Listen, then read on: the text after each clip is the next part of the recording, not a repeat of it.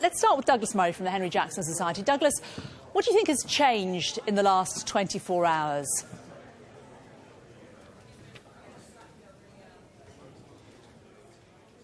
Freedom of speech is going to be exercised in the British media.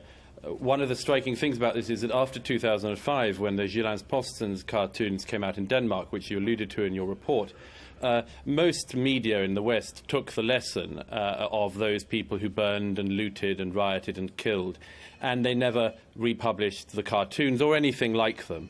The only paper that really did and kept doing it was Charlie Hebdo, which said, you know, we're a secular French publication. Mohammed may be sacred to you, but he's not to us. And we believe that all religions have the right to be offended and ridiculed and critiqued equally. And now we've seen yesterday a result of that. So the result today really is simply that the British media, there are exceptions on the continent. The French media, some of them have reproduced Charlie Hebdo covers today. Some of the German media have gone on the front cover with cartoons of Mohammed. But the British media has unilaterally decided, Sky, BBC, everyone else, never to show these images. So that's what we've seen, really. The only change is it's less likely than ever that the right to offend, critique, lampoon, draw Mohammed is going to be exercised in Britain. Let's just talk to Ashgar Boghari. Why can't we show images of Mohammed? They offend some Muslims, they offend some Sunni Muslims, they don't offend all Muslims. Why shouldn't we be able to show these images? It's interesting the way Douglas mentioned it. It's just drawing a picture of Mohammed. It's not. The images that they're actually drawing of Muslims and the Prophet himself are racist. It's like drawing a black person as a zoo animal or a Jew as an evil banker. Europe has already gone through this, and they've argued amongst themselves. Europeans have argued amongst themselves and said this is wrong. This type of demagoguery and demonisation and this type of imagery is wrong, and they don't publish that about black people anymore, unlike 30s America, and they don't do it about Jews like they do in Germany. The only people who are not afforded this are the Muslims, because we're not human enough or respected enough to have any feelings. And I would argue, well done to the British press for having some respect for citizens of this country. Okay, let's bring in Jodie Ginsberg on that, Jodie. Do you think that's a fair point, that these aren't simply cartoons depicting Mohammed, that they're not simply a representation of something, they are actually offensive? I can't stand here and use racist language, I can't stand here and use homophobic language. These cartoons are the same, are they not? The cartoons are certainly offensive. I think there's a debate to be had about whether certain cartoons are racist, but we retain the right as part of and parcel of freedom of expression to offend and to critique and to ridicule, in fact, people's religious ideas. And if you look at Salman Rushdie's statement on this yesterday, he puts that very clearly. That's absolutely fundamental to freedom of expression in this country and worldwide. I mean, Ashgar, here in the studio, Charlie Hebdo, it ridicules everybody, doesn't it? I mean, they had a particularly colourful Christmas edition which depicted Jesus in a very graphic and unflattering way. Why should Muslims be treated any differently? I've heard this argument. Let me explain. It's not an argument, it's a fact, isn't it? They ridicule all religions, and they're also being accused of being very sexist as well. I'll explain.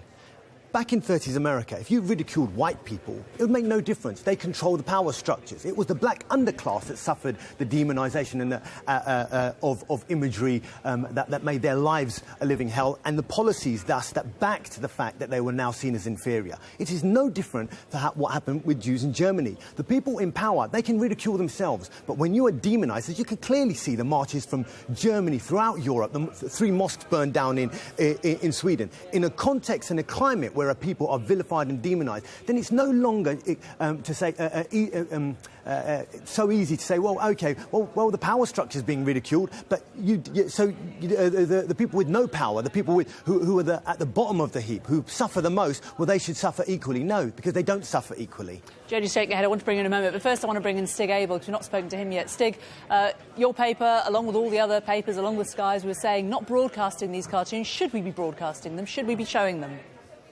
There's a bit of an irony here about freedom of expression, which is we exercise freedom of expression by making editorial judgments about what to put in the paper yesterday. Sky do it all the time, and now are being told that we're wrong for exercising whatever judgment we made. The great thing about freedom of expression is it's freedom of choice. It doesn't mean we will never reproduce images. We made a decision yesterday of how to cover this case, and I think the thing that struck us most forcibly was this was a moment in time in which 12 people were butchered. Our front page reflected the fact that this has a real human cost, and it's nice in a sense that people are rising up to say the pen is mightier than the sword, but of course yesterday was a very graphic example of the sword or the gun being mightier than the pen, and we reflected that very strongly in our coverage today. We ran some of the covers from the magazine, as did other newspapers, but we have to exercise our own editorial judgments, and the great thing about this country and about freedom of expression is freedom of choice. We're a newspaper. I don't think anyone would ever accuse the newspaper of being timid or being frightened to offend people. Indeed, many of the people who might criticise us for not running this image are the sort of people who regularly pillory us for being offensive. We are not a frightened newspaper. Indeed, what the decision we made to publish today, we've already seen people on social media suggesting we should be shot ourselves, and people are making claims about they're going to threaten the Sun as well. So it's not a question of necessarily fear or not exercising freedom of expression. Just looking at David Aaronovitch writing in the Times today, and he said a reason why Charlie Hebdo could be singled out for the attack is because the rest of us have been cowards. He's blamed the rest of the mainstream media because we don't publish these images, and they're the only ones who do. They become the target.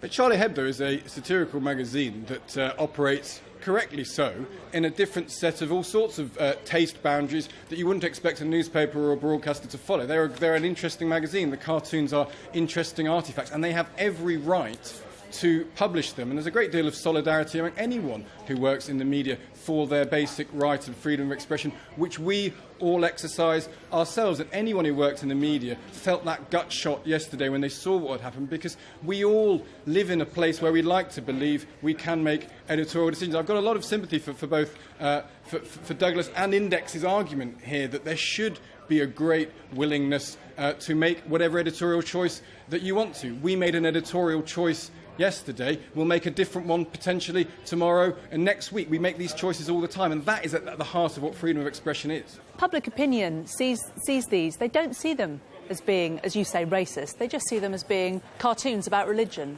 A, I would say most people probably haven't even seen them. Two, well, that's because they're not being published in any of the mainstream papers. Rightly so. We wouldn't publish black people, as I said, as zoo animals. So why should we treat the Muslims any different? Why are we less human? Why do we have less feelings? And why are our lives not affected by this type of demagoguery? But it's not just the cartoons that you're referring to and comparing them to cartoons, comparing black people to apes.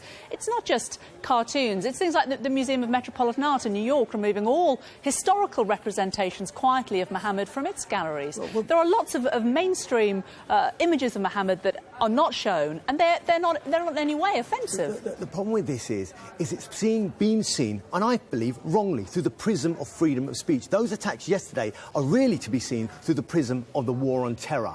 The Al-Qaeda Yemen alleged to have carried out the attack. It was the foreign policy that has polarised this world, both on both sides, that is creating extreme reaction, extreme human beings on both sides of this world, and that is just another symptom of what's happening in the war of terror. If we really want to dig into this, don't remove images of the Prophet from a museum.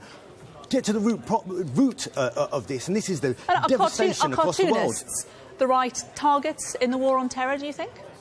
Absolutely not. But then I would argue that these cartoonists should never have been killed. Of course they shouldn't, but they're still racist. It's not either we support the terrorists or we support the racists. No, we can have a middle ground. This is, I don't support these terrorists. I don't killing people for disagreeing with me, but neither am I going to support a racist who goes around demonising millions of people. Douglas Murray, do you think Douglas Murray, let's bring you in now. Sorry, these cartoonists, do you think they were racists? Could I please come in and correct? You've given goodness knows how much time to this extremist Asghar Bukhari to have his say. Could I please now have my say about this? It's only 24 hours since a dozen people were gunned down in their offices in Paris. It's really rich that Sky News should be giving this platform at this moment We're to giving this you your platform, sir. Do give us your view. But who you've also allowed to just smear the people who were murdered so brutally in Paris yesterday. You've just allowed them to smear those people as racist. Not me. Charlie Hebdo, let me please finish my point. Charlie Hebdo, you don't know this, like you don't know any of the background of this, Ashgar, but Charlie Hebdo is a secularist, far left-wing, anti-racist magazine. It has made a particular delight in recent years, quite rightly, of lampooning and attacking very virulently the far right-wing leader, Marine Le Pen. You say rubbish because you don't know what you're talking about. I do. Let me make the more important point. Let me make the more important point on this. An actual debate, or are we going to talk about the actual issues here? Let me make the important point on this, which is that this is not to do with the war on terror, as Asghar Bukhari wants to talk about. This is about freedom of speech. Please let him speak. More importantly, you have been massively diverted in this programme from what has actually happened and why. What is going on at the moment, worldwide, and particularly in Europe, is an attempt to shut down any and all criticism of Islam, one religion alone. I'll hold up for a moment. Don't worry, it's not a cartoon of Muhammad. You don't have to get scared. This is the Christmas edition of Private Eye, an image which, on the front cover, lampoons, and quite rightly, quite amusing, not very, the Virgin Mary and Jesus, and has various jokes about where the frankincense should have been bought from and so on. That's perfectly commonplace. But you know what? If anyone had gone into Private Eye's offices yesterday and massacred the staff because of it in the name of Christianity or Jesus, I think that not only would all of the papers today have been a lot more robust, they would have shown, at the very least, shown this image to show what the person who did the killing was so irate about. The fact is that there is something going on which we have to identify. It is an attempt in our societies to make Islam, and in particular the founder Islam, immune from any criticism. It cannot be allowed to continue. Do you think there is a Muslim double standard going on here? No, I'd say there was a Western double standard. Both Obama and Bush have not only killed journalists but had them locked up, and including Al Jazeera journalists in Yemen, and asking the dictator there to lock him up because they were asking the wrong facts. So how on earth can it be just a Muslim issue? What they do, in typical people like Mr. Murray, in the sense that you say that any representation of Muhammad or any criticism of him in press is different than criticising Christianity, criticising Judaism like Charlie Hebdo has done. It's not about criticism. It's about demonisation. If you want to debate with me, Mr. Murray, the coward that you are, you won't take me up on it. But in a public debate, let the public come. We can have a critical debate on. We can have a critical debate. Well, yeah, that's right. You run away. You keep running away. Please try not to make it personal. We are having a public debate, and you've had yours saying he's had his. There's no need to make it personal, sir. Fine. So what I would say is this. Again, I go back to the point. When you have a white middle class being demonised, there's nothing to fear. But when you have an underclass, like the Jews or the blacks, and now the Muslims, and I find it strange that white liberals can't see this. I can understand why right-wing nuts can't see this. But why can white liberals not see that? Why are we so different? Why do we have to be demonised? It's not about criticism. It's a false argument. OK, let's bring in Jodie Ginsberg. Sorry, I'm just going to try and deflate some of the heat out of this, Douglas, for a moment. Let's bring in Jodie Ginsberg. What's your reaction to this debate so far? Well, first of all, let's be clear about something. We should not conflate racism with religious criticism. I think that's a very dangerous development when we start to talk about criticising religions as racism. There are laws to deal with racism. We're perfectly entitled to criticise religions and lampoon religions. That's the first thing. The second thing, and I would agree, we're getting away from the fact that this is a human tragedy. 12 people died, and they weren't all writers and journalists. 2 of them were police doing their jobs, and all in the name of trying to prevent certain images being seen by other people. And I would agree with Stig.